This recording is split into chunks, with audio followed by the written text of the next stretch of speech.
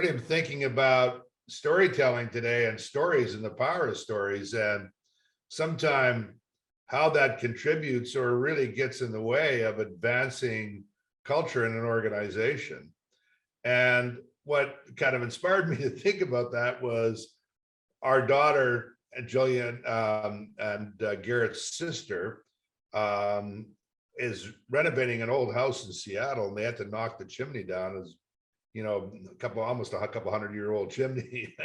There came down a lot of dust and a lot of grit and a lot of stuff that's been hanging around that chimney for that period of time. And when, of course, they brought it down, all that dust settled through the house, and it was there. It was there. A lot of history now in the form of dust sitting in the house. And I was thinking about oftentimes why sometimes organizations really run into some big speed bumps on advancing their culture. And sometimes it's related to old stories that linger around that are not helpful. Now, there are stories that linger around that are great, that you can build on and that you can keep and refer to, and they kind of define the soul or the essence of the institution.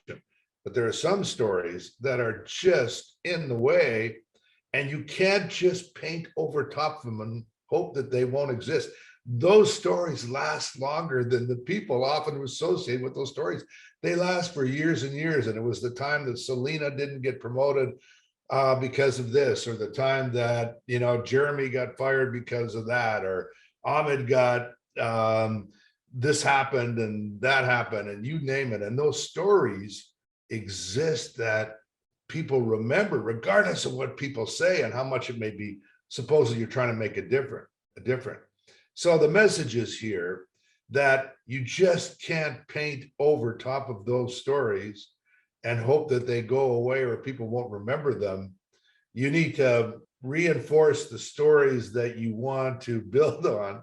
You have to be very intentional about telling new and different stories to advance people past the stories that are lingering. And it's sometimes really hard to do. And I remember the head of our retail business in the financial institution I was at imploring bankers at the retail level to be more judicious and to use more of their judgment around applying rules and regulations in banking. In a banking system, and at that time, there were 630 pages of regulations.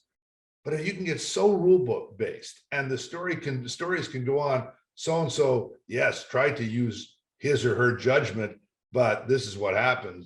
They lost their job, but they got demoted. And then people go, hey, you know what? That doesn't matter what so-and-so says, you got to do this. And so those stories have power.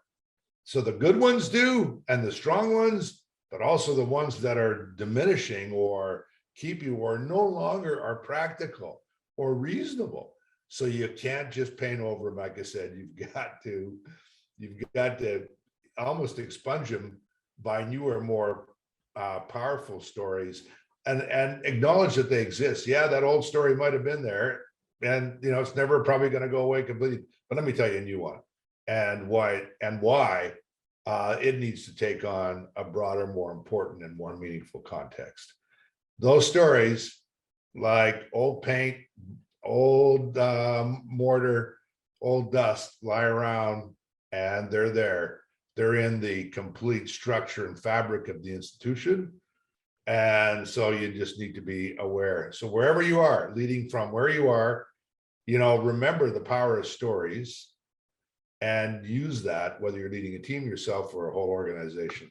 The power of storytelling. Thanks. Bye for now, and look forward to seeing you at the next Lead In and hanging out with us on our socials and being part of this movement to create greater conditions for people to belong in organizations and cultures to get better. Thanks. Bye for now.